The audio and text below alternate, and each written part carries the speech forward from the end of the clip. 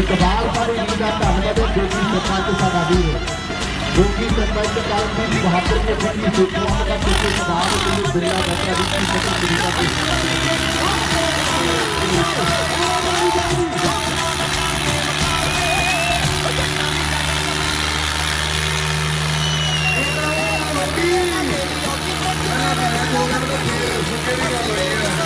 क्योंकि हजे